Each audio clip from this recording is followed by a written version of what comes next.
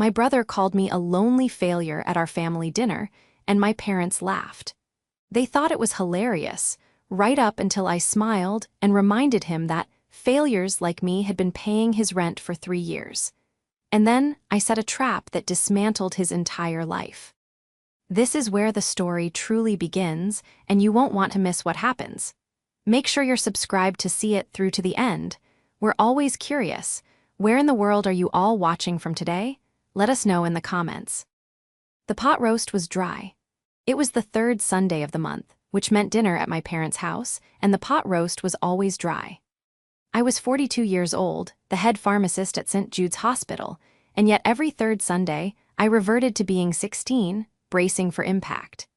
I'd come straight from a 12-hour shift, the bones in my feet aching and the smell of sterile solutions still clinging to my scrubs, which I'd changed out of in the hospital locker room. I was tired, I was stressed from a new formulary rollout, and I was, as my family loved to point out, perpetually single. We were clearing the main course plates when my mother, Helen, started in. We saw Diane Miller at the supermarket, Rosie. Her daughter, you remember, the one who was a year behind you. She's expecting her third. A boy this time. Isn't that wonderful? I offered a tight smile. That's great, Mom. I began stacking the plates, the scraping of porcelain setting my teeth on edge. She asked about you, of course. My father, Mark, chimed in from his armchair, where he'd already retreated with his newspaper. We told her you were busy with the hospital. I am busy, I said, my voice flatter than I intended. We're launching a new oncology protocol. It's a massive undertaking.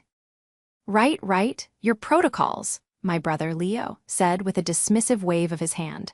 He was lounging at the table, scrolling through his phone, not having lifted a finger to help. At 38, Leo still possessed the lazy, unearned charisma that had carried him his entire life.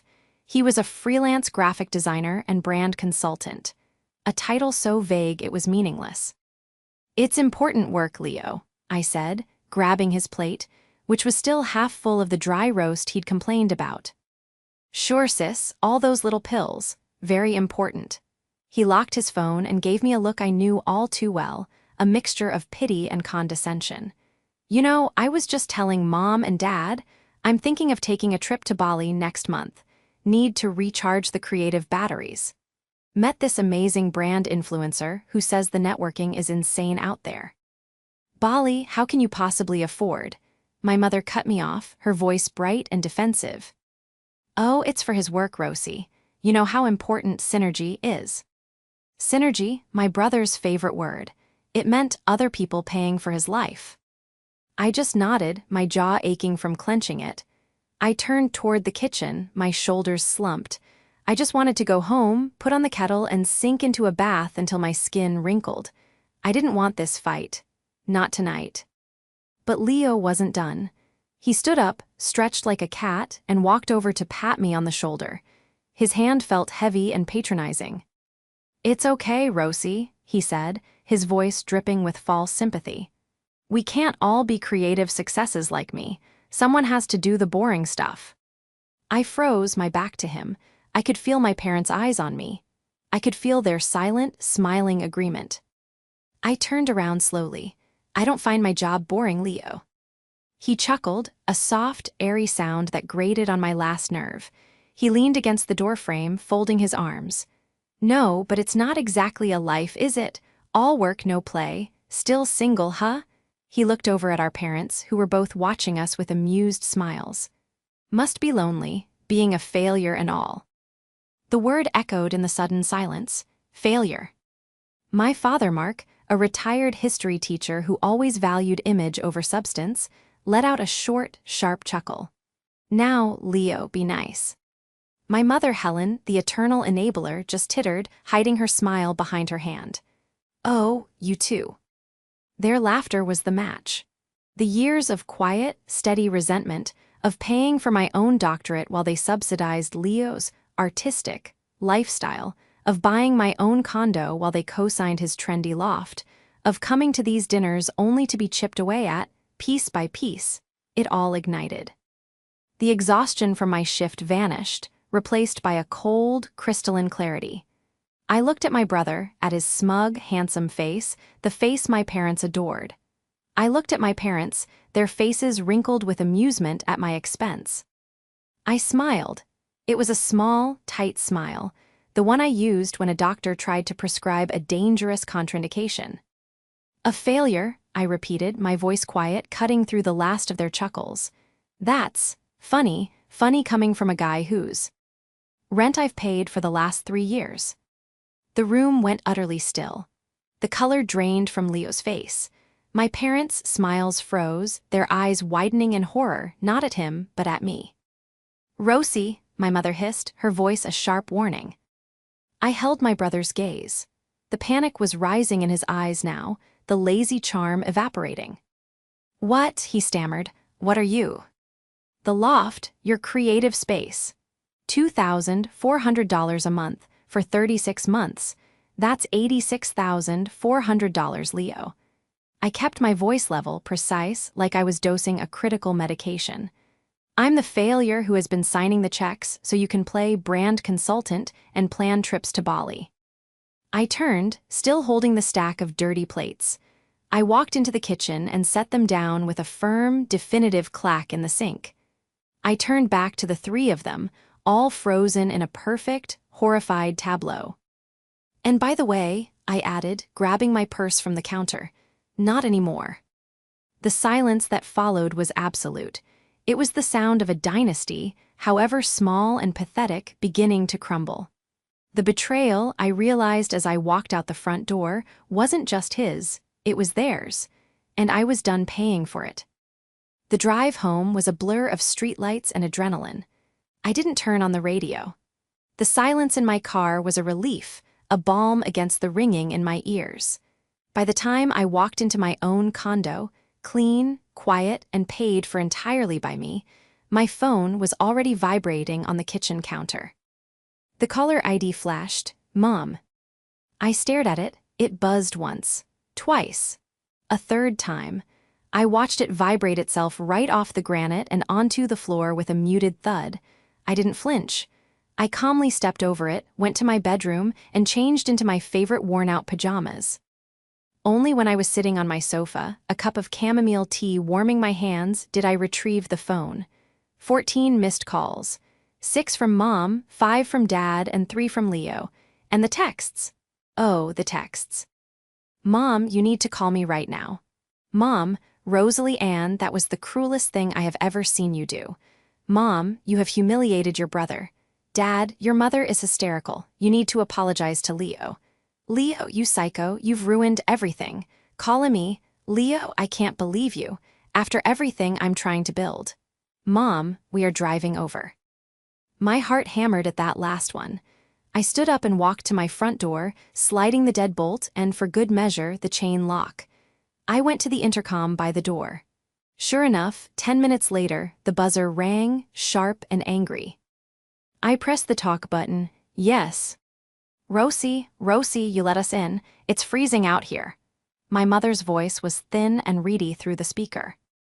"I'm not having company tonight, Mom. I'm tired. I just got off a 12-hour shift." "Don't you be ridiculous. You can't just drop a bomb like that and then hide. Your brother is devastated." "Is he?" I asked, my voice as calm as the steel in my hand. "Or is he just devastated that his free ride is over? You should go home, all 3 of you." I heard my father's muffled voice. "She's being impossible, Helen, just impossible." The buzzer rang again and again, a frantic, desperate pecking. I let go of the talk button and walked away. I sat back on my sofa, sipped my tea, and listened to them ring for another 5 minutes before the silence of the lobby signaled their defeat. I should have felt guilty. I should have felt ashamed. For my entire 42 years, my role in the family was the stabilizer. I was the good, quiet, reliable one, Rosie the pharmacist. Dependable, predictable, the one who never made waves. The one who got her doctorate, worked 60 hours a week, and sent polite thank you notes.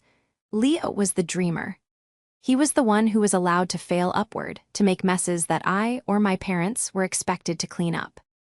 My parents, both retired from modest careers, lived in a world where Leo's potential, was a more valuable asset than my boring reality. They saw his laziness as creative contemplation and my discipline as a lack of imagination. And I had let them. For years, I had let them. 3 years ago, Leo had been on the verge of being evicted from his trendy loft. He'd come to me, full of charm and panic. "I'm this close to landing the Nike account, Rosie. I just need a little float, just for 6 months until the contract comes through." I knew, even then, there was no Nike account, but then my parents had gotten involved. "He's your brother, Rosie," my mother had pleaded. "You have so much. He just needs a little help to get on his feet.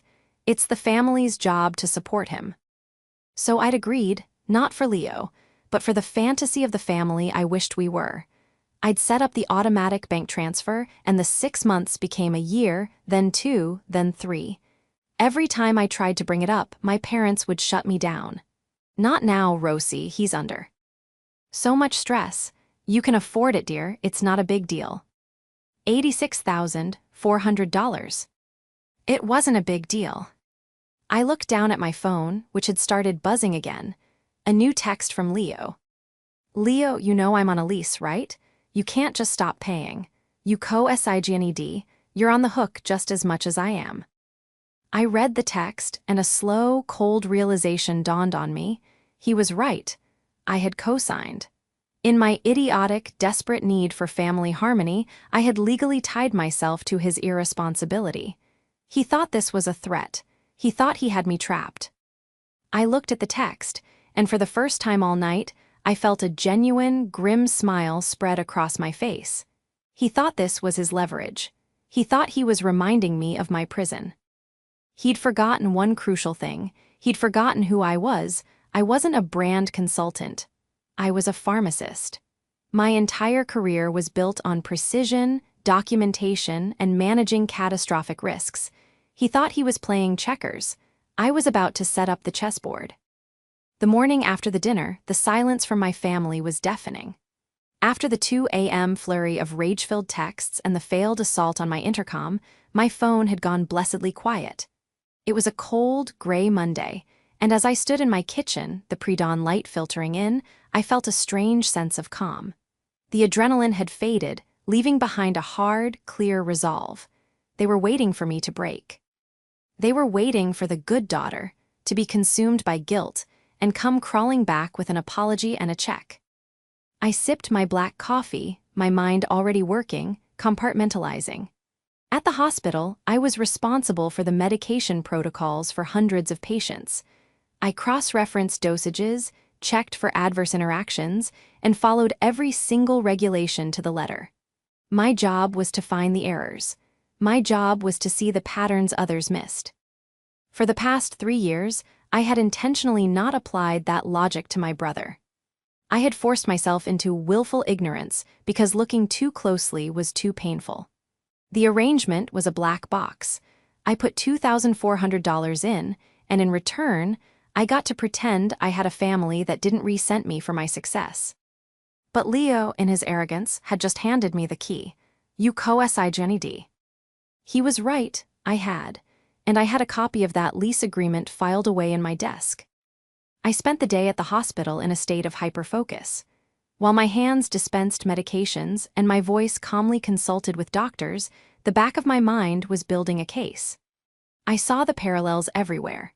A doctor prescribing a medication based on a patient's self-diagnosis, not the lab results. That was my parents buying into Leo's creative genius label without ever asking for revenue. A patient demanding a higher dose, claiming their pain was unmanageable, while clearly exhibiting signs of misuse. That was Leo, with his Bali trips and his synergy. I was the pharmacist, and I was finally going to review the prescription. That evening, I didn't turn on the TV. I didn't draw a bath. I opened my laptop, pulled the manila folder containing the lease from my file cabinet, and got to work. The first thread I pulled was the lease itself. I had co-signed, yes. I was legally on the hook for the rent to the landlord, but what about my arrangement with Leo? There was no contract. There was only a 3-year-long string of text messages and bank transfers. The texts from my parents, however, those were interesting. Just help him out, Rosie. Be a good sister. He'll pay you back when his business takes off. It was a family matter. And Leo's text from last night, "You can't just stop paying," was an admission that I had been paying. Leo, I realized, was the perfect startup founder. He had the charisma, the buzzwords, and the unshakable belief in his own brilliance. My parents, Mark and Helen, were his perfect first-round investors. They weren't investing money, they didn't have any. They were investing my money. They were the enablers, the ones who saw his failures as pivots and his laziness as ideation. I remembered a Christmas 4 years ago, before the rent arrangement started. I had just put a 20% down payment on my condo. I was proud. I'd saved for years. At dinner, I'd mentioned it. My father had nodded, distracted. "That's smart, Rosie, very practical." Later, Leo had arrived, 2 hours late, with a flimsy excuse about a client emergency. He then held court for an hour about his new business idea, a curated subscription box for artisanal dog toys. My parents were enraptured. "See, that's vision," my father had said, beaming at Leo. "Taking a risk, building something from nothing. It's the American dream, son." "Oh, it sounds wonderful, Leo," my mother gushed. "So creative. Rosie, doesn't that sound creative?" I'd looked at my brother, who hadn't worked a real job since he'd been fired from a marketing agency 6 years prior. Or for creative differences, which I later found out meant not showing up. I'd looked at my own hands, calloused from years of work, my mind weary from the sheer volume of knowledge I had to maintain to keep people alive. "It sounds expensive," I'd said. The mood had soured immediately. My mother's face tightened. "Rosie, don't be a pessimist. You have to spend money to make money." "Right," Leo had scoffed. "But what would you know about risk? You've had a safe, stable job your whole life." Safe, stable. As if my job didn't involve daily life and death calculations. As if the safety I'd built wasn't the product of relentless, grueling work. But in my family's narrative, I was the boring, risk-averse spinster. Leo was the bold, creative visionary. And that was the dynamic they needed to maintain. My success wasn't my success. It was the family's safety net. It was the resource pool that allowed Leo to be the visionary. My role was to be the bank, and my payment was the occasional, patronizing pat on the head. Until last night the bank had spoken, and the bank had said no. Now, sitting at my desk, I opened my online banking portal. I set the transaction history for the last 36 months. Line by line, the transfers populated the screen. $2,400, $2,400, $2,400. A steady, relentless bleed. $86,400. My phone, silent all day, suddenly lit up. A new text. It wasn't from my family. It was from an unknown number. "Is this Rosalie? This is Amber. I'm Leo's girlfriend. He told me what you did. You need to fix this. You can't just destroy his life because you're jealous." A girlfriend? Leo had never mentioned a girlfriend. I looked at the name. Amber. A quick search on social media, and there he was. Leo, not on his own sparse, professional page, but on the glittering, curated page of One Amber Lux Travels. And the pictures, oh, the pictures. There was Leo in Santorini, raising a cocktail glass. Leo on a ski lift in Aspen. Leo and Amber kissing in front of an expensive restaurant in New York, dated just 3 weeks ago. My blood didn't just run cold, it froze. Bali wasn't a networking trip. It was a vacation. His creative batteries were being charged by my 12-hour hospital shifts. The synergy he was so fond of was me, working overtime, while he and Amber lived a life I couldn't even dream of affording. And she had the audacity to call me jealous. I took a slow, deep breath. The investigation had just begun. He'd forgotten the most crucial thing of all about me. I'm a pharmacist. I check the receipts, all of them. My shift from passive victim to active strategist wasn't a sudden explosion. It was a slow, cold titration. It was the precise, methodical process of adding one drop of evidence at a time until the entire solution changed color. The text from Amber was the final drop. The jealousy I felt wasn't for her or for Leo's manufactured life. It was a cold, hard rage at the sheer audacity of the con. My meticulous nature, the very trait my family mocked as boring and rigid, was now my greatest weapon. For the next 3 days, I lived a double life. By day, I was Rosie the head pharmacist, managing inventory, consulting on complex cases, and training new residents. My colleagues noticed nothing, other than perhaps that I was even more focused than usual. By night, I was Rosie the forensic accountant. My leverage, I realized, wasn't just the bank statements. It was the lease. Leo's text had been a threat, but he'd misunderstood the battlefield. As a co-signer, I wasn't just a guarantor. I was a legal tenant. I had rights. On Tuesday evening, I called the property management company for his building. "Hello," I said, my voice bright and professional. "My name is Rosalie, and I'm one of the leaseholders for Unit 12. I'm updating my financial records for my accountant, and I seem to have misplaced the last few utility statements. Could you possibly send me a copy of the payment ledger for the last 12 months? The woman on the other end was happy to oblige. "Of course, Ms. I see you here. Yes, Rosalie, I can email that to you right now. Just to confirm, is the email r@hospital.org still correct?" "That's the one, thank you so much." The email arrived 5 minutes later. I opened the PDF and my breath caught. The rent, my $2,400, was paid on time every month. No surprise there, it was my automatic transfer. But the other charges, the utilities, the parking garage fee, the amenities fee, were a different story. March, late fee applied $75. April, late fee applied $75. May, final notice, $150. He was delinquent. Even with me paying his single largest expense, he still couldn't manage his money. My $2,400 wasn't helping him get on his feet. It was the massive, stable foundation that allowed him to be reckless with everything else. The trap wasn't just cutting him off. The trap was understanding the full scope of his dependency. Next, I turned my attention to his business. Leo Creative, his website called it. It was sleek, minimalist, and full of impressive-looking graphics and logos for brands I'd never heard of. A full-service branding and synergy consultancy, the bio read.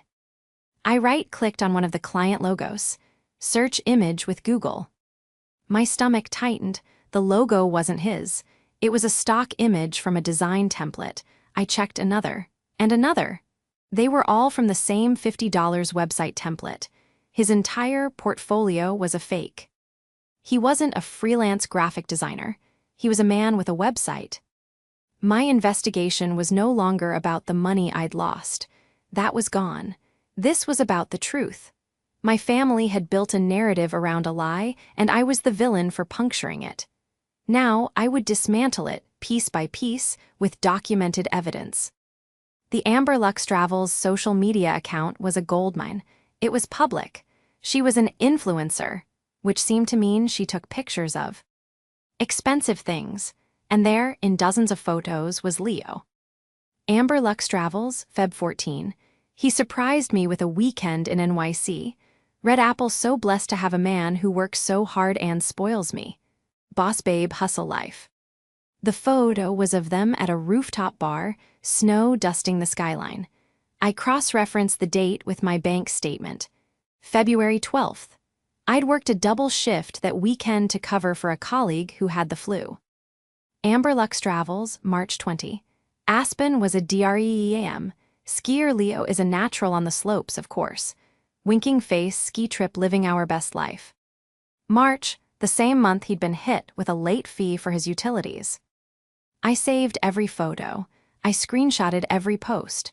I created a new folder on my laptop and labeled it simply Receipts. The final piece of the puzzle came on Thursday. My mother, having received no response from me for 4 days, changed tactics.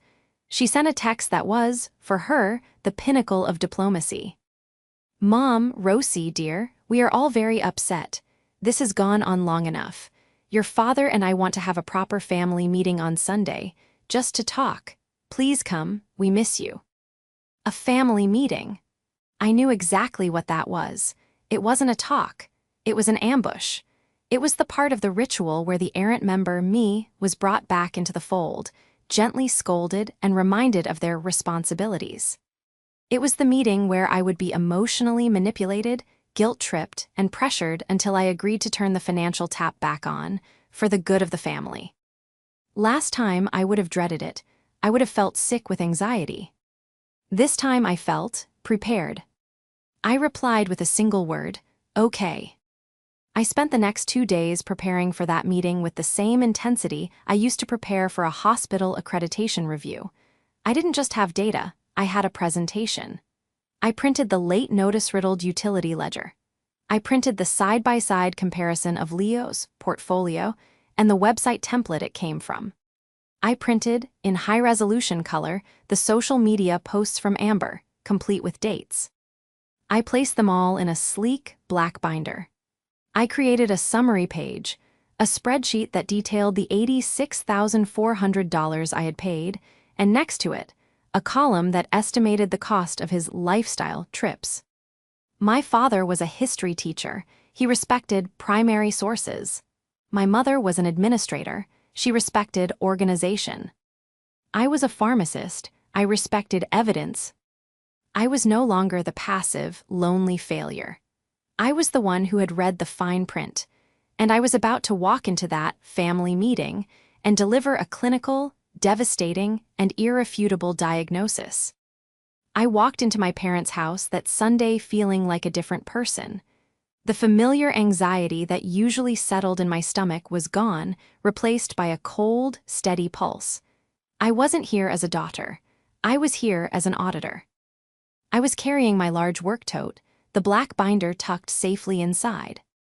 They were all waiting for me in the living room, a perfect tableau of a family intervention. My mother, Helen, sat on the sofa, dabbing at her dry eyes with a tissue. My father, Mark, stood by the fireplace, arms crossed, trying to look stern and patriarchal. And Leo? He was perched on the edge of the armchair, affecting a look of wounded but brave misunderstanding.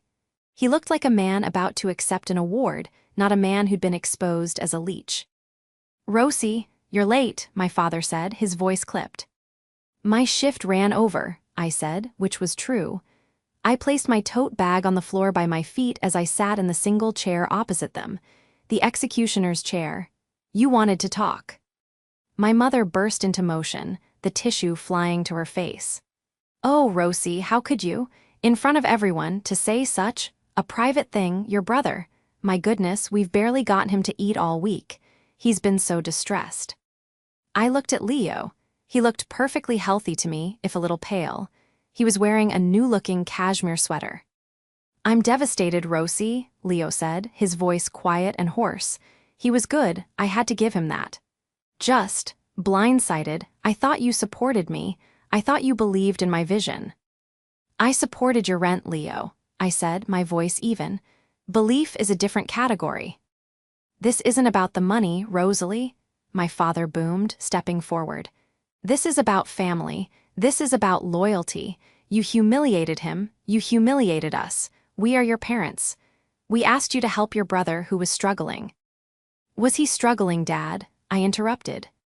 My father stopped, thrown by the question. Of course he was struggling. Trying to get a business off the ground is the hardest thing a person can do. It takes grit. It takes sacrifice. "Does it?" I asked.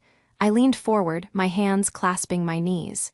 "It's funny, my version of sacrifice has been working 60-hour weeks, including holidays, to manage the medication for an entire oncology wing. Leo's version of struggling seems to involve a ski trip to Aspen." The room went silent. Leo's eyes widened, the first flicker of genuine panic. What are you talking about?" "Aspen," I repeated. "In March, it looked lovely, and New York in February, for Valentine's Day. That rooftop bar looked very expensive. Did you synergize a lot on those trips, Leo?" My mother looked confused, turning to Leo. "New York, Leo, you told us you were at a design conference in Poughkeepsie." She's crazy, Leo stammered, his mask of wounded artistry slipping. He shot me a look of pure venom. She's stalking me. You're stalking me, Rosie. That's what you're doing. Going through my private life because you're so bitter and jealous that I'm in a happy relationship and you're not. Ah, yes, Amber, I said, nodding. The Lux travel blogger, the one who called me jealous. No, Leo, I'm not stalking you. Your girlfriend's social media is public. You, on the other hand, are a fraud. That's enough, my father shouted, his face turning a deep, angry red. You will not come into this house and call your brother a fraud. He is a talented designer. He has a portfolio of clients. Does he? I asked, my voice still quiet. I reached down into my tote bag. Because this is where it gets interesting. I pulled out the black binder. The thud it made when I placed it on the coffee table was the loudest sound in the room. My mother stared at it like it was a snake. What is that? She whispered. This, I said, flipping open the cover, is my due diligence. The audit I should have done 3 years ago. I turned the binder to face them. The first page was the spreadsheet. My $86,400 in payments on one side, on the other, a list of dates and locations. Aspen, New York, Santorini, 3-star Michelin restaurants. Rosie, this is insane, Leo said, trying to laugh it off, but his voice was an octave too high. I have clients. I do client dinners. You do, I agreed, but you don't have a portfolio. I flipped the page. This is your website, and this, I tapped the adjacent page, is the $50 template you bought it from. See? The logo is the same. Aperture Designs, Zenith Solutions. You just copied and pasted them, Leo. You didn't even bother to change the filler text on 2 of the pages. My father, the historian, leaned in, his eyes scanning the pages. He knew primary sources when he saw them. He looked up at Leo, his expression no longer angry, just blank. Leo, my father asked, what is this? It's just a placeholder. All designers do it, Leo insisted, but the sweat was beading on his forehead. You don't understand the industry. I understand the leasing industry, though, I continued, relentless. I flipped to the next section. This is the payment ledger from your building, the one I co-signed for. Funny thing, even with me paying your $2,400 rent every month, you've been late on your utilities and parking fees 6 times in the last year. You're racking up late fees, Leo. You're not struggling to build a business. You're just irresponsible. My mother made a small, wounded sound. She was looking at Leo, her eyes pleading with him to deny it. But Leo just stared at the papers, his face pale and clammy. And finally, I said, turning to the last, most colorful section, the Amber Lux Travels file. I laid out the printouts one by one on the coffee table. Leo in Aspen, Leo in New York, Leo in Santorini, grinning, holding a glass of wine, the sun setting behind him. You've been traveling, my mother whispered, her voice cracking. You told us you were selling your old car to pay for that server upgrade. The lies were all unraveling, tangling together in a heap on the table. The family meeting was not going at all as they had planned. The intervention had been turned on its head. Leo finally snapped, but it wasn't a breakdown of guilt. It was an explosion of rage. You, he suddenly screamed, standing up and pointing a shaking finger at me. You did this, you joyless bitter. You couldn't stand to see me happy. You've always been jealous of me. Always. Because I'm the one Mom and Dad are proud of. I'm the one with talent. You're just a pill pusher, a glorified clerk. He was breathing hard, his face mottled. I didn't flinch. I just looked at him, my expression calm. You're right, Leo, I said. I am a pill pusher. And this clerk is the only person who has been keeping your entire fake life from collapsing. You think I'm the failure. I stood up, closing the binder. You have 30 days, I said, my voice as sterile as an operating room. The lease is up at the end of next month. I will not be renewing the co-signature. And I will not be paying another cent. You call me jealous? You call me a failure? You are a 38-year-old man who has been living a lie funded by his sister. You're not a brand consultant. You're a con artist. And the co. N is over. I left the binder on the table, a final, primary source for my father to review. I picked up my tote and walked to the door, the sound of my mother's first real sob following me out into the hall. The binder was a bomb, I knew it, but I had underestimated the blast radius or perhaps the sheer, stubborn density of my family's denial. The silence lasted 2 days. Then, the desperation began. It wasn't Leo who called, it was my father.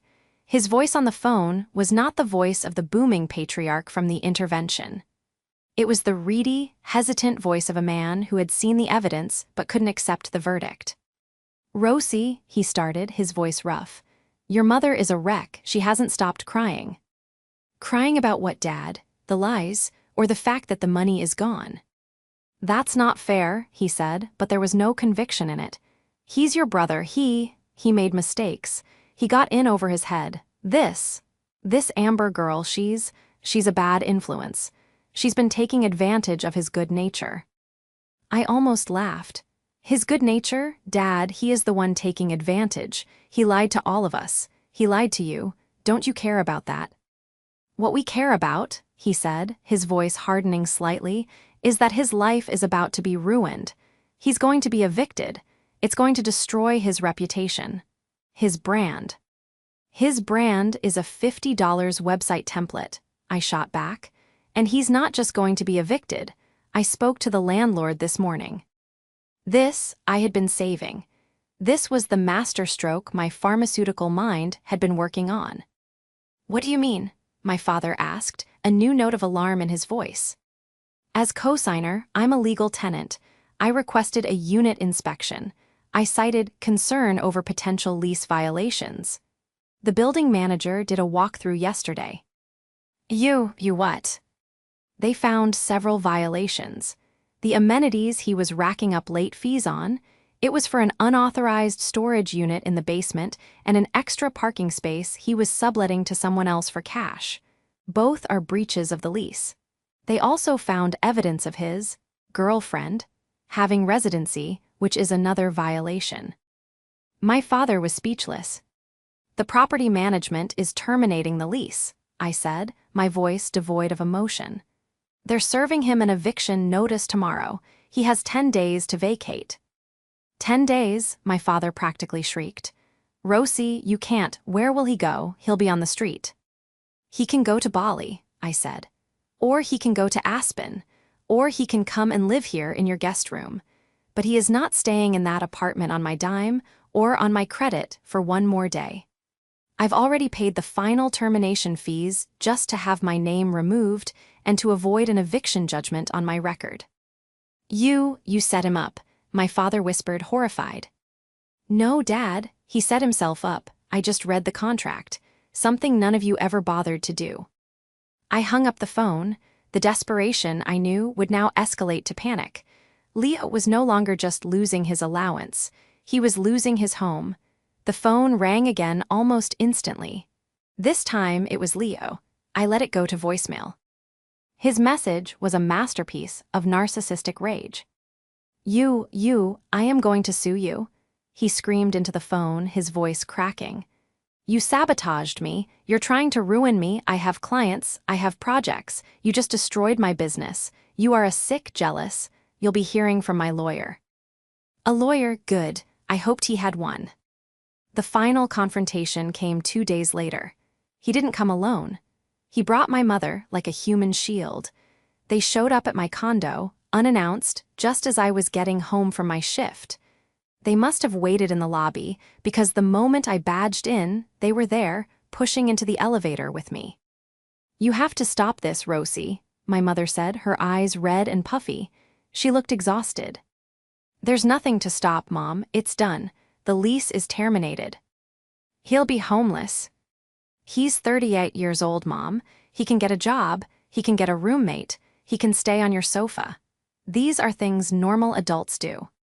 We rode the elevator in suffocating silence. When we got to my floor, Leo, who had been vibrating with silent rage, finally spoke.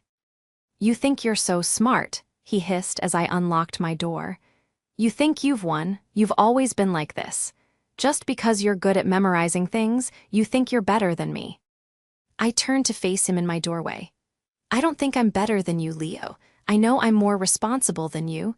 I know I work harder than you. And I know I'm not a liar. He'll pay you back, my mother cried, grabbing my arm. Right, Leo, you'll pay her back every penny. Just call the landlord. Tell them it was a mistake. Give him another chance. She was looking at him desperately, begging him to play along, to say the magic words that would fix everything. Leo just sneered. Pay her back? With what? She just destroyed my entire business. She's the one who should be paying me for damages. My mother's face crumpled. It was the first time, I think, that she true. Lai saw him, not the creative boy, not the visionary, but the empty, entitled man he had become. She had offered him the perfect lifeline, the one that would have appealed to my sense of fairness, and he had spat on it. He's right, Mom, I said, my voice softening as I looked at her. He has no intention of paying me back. He never did. I looked past her at my brother. You're not suing anyone, Leo. You don't have a lawyer and you don't have a case. You have 10 days. I'd suggest you spend less time threatening me and more time packing. And Amber, I added, unable to resist. I sent her an email from my hospital account. I attached the lease agreement and the notice of termination. I just wanted to make sure she, as a cohabitant, was fully aware of the situation. Funny, she hasn't posted any Lux Travel updates in 48 hours. Leo's face went from red to a ghostly white. That, finally, was the blow that landed. The public humiliation, the loss of his audience.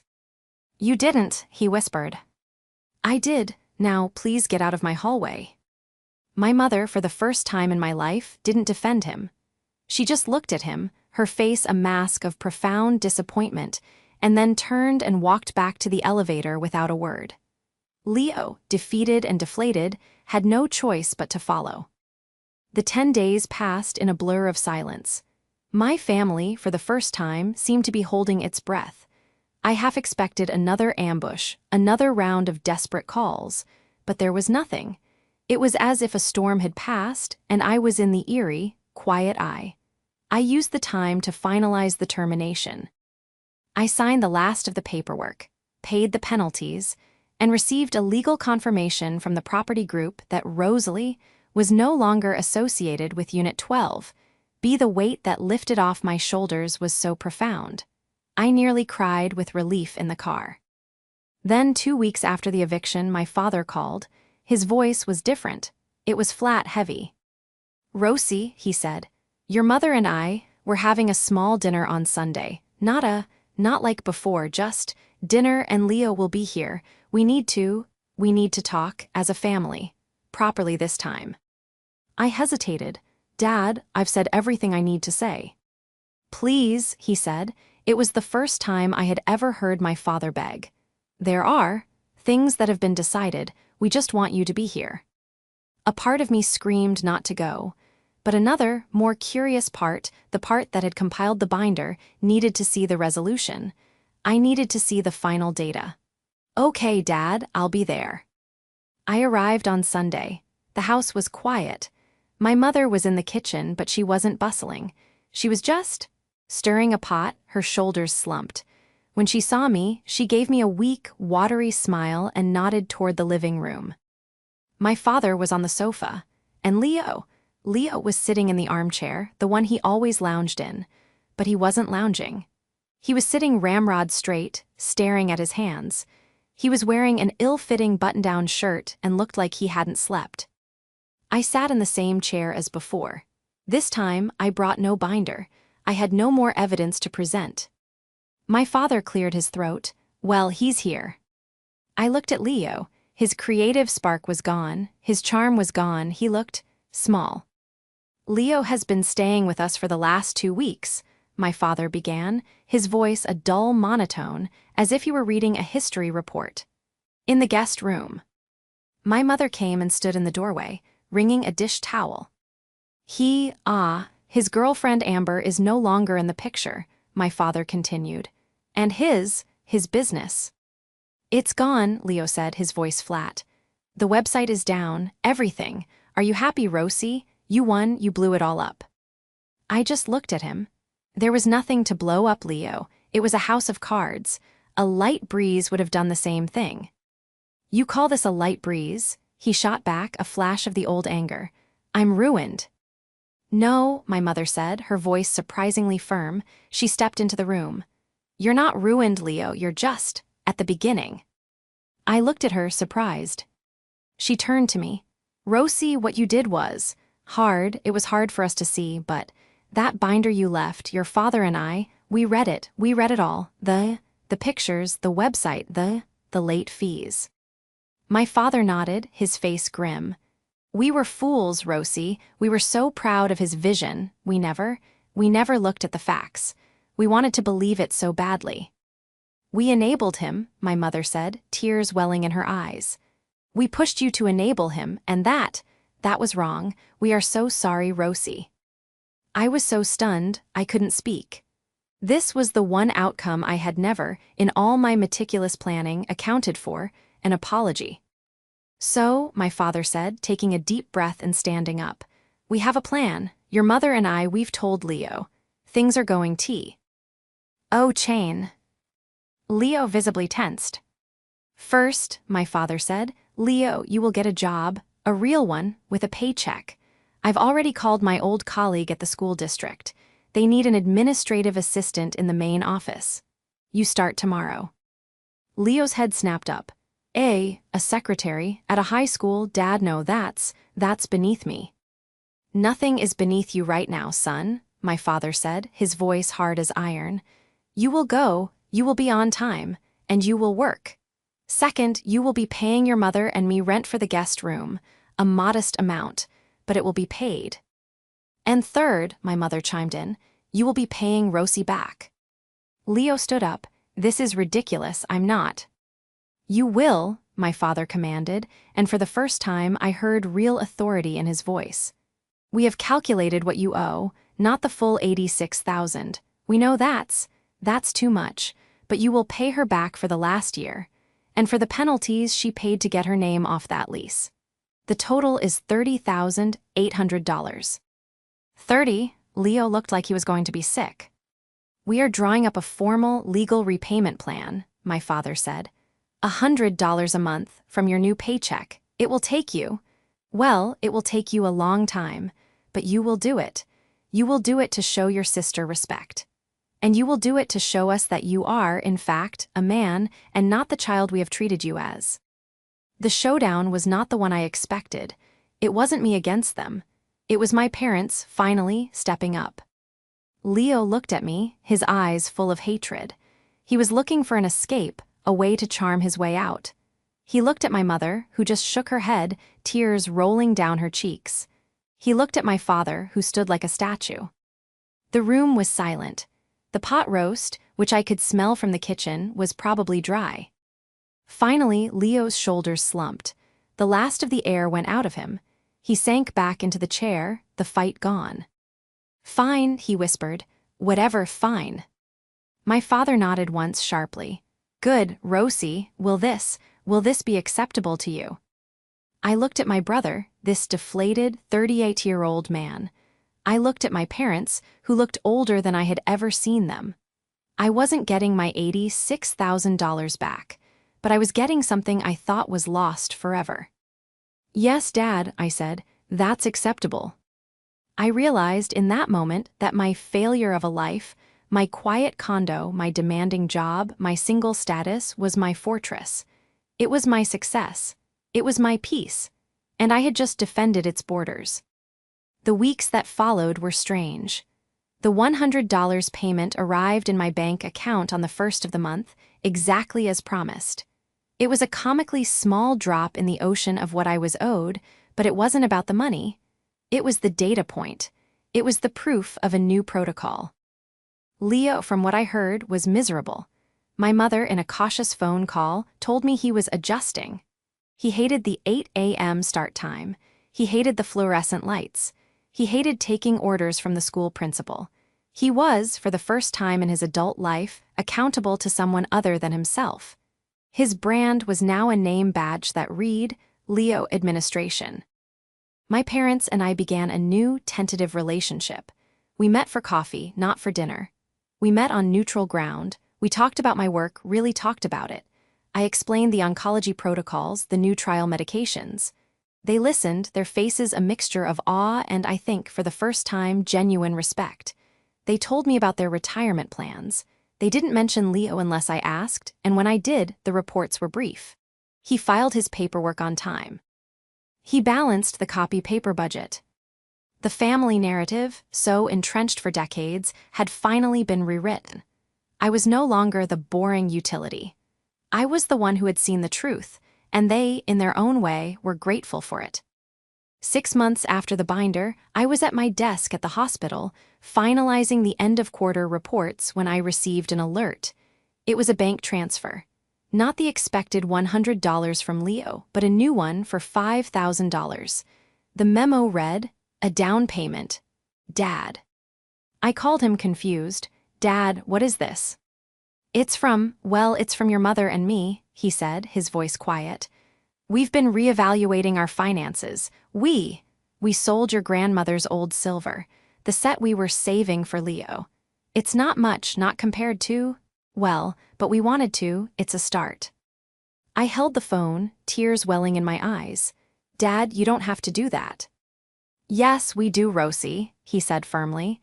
"We were investors in his fantasy. We have a debt to you, too. We're a family. We're supposed to be a real one." I finally used the money I had been saving, the money that had once been earmarked for my brother's rent, and now the money my father had sent. I booked a trip. It wasn't to Bali, and it wasn't to Aspen. It was a 2-week solo trip to Japan, a place I had always dreamed of seeing. I went to quiet temples. I ate incredible food. I walked through bamboo forests, my mind blessedly, wonderfully empty of protocols and family drama. I was alone, and it was not lonely. It was peaceful. I sent my parents a postcard from Kyoto. My mother texted me a photo in response. It was of Leo, standing by my father, both of them holding rakes. They were raking the leaves in my parents' backyard. It was a simple, domestic scene. But to me, it was revolutionary.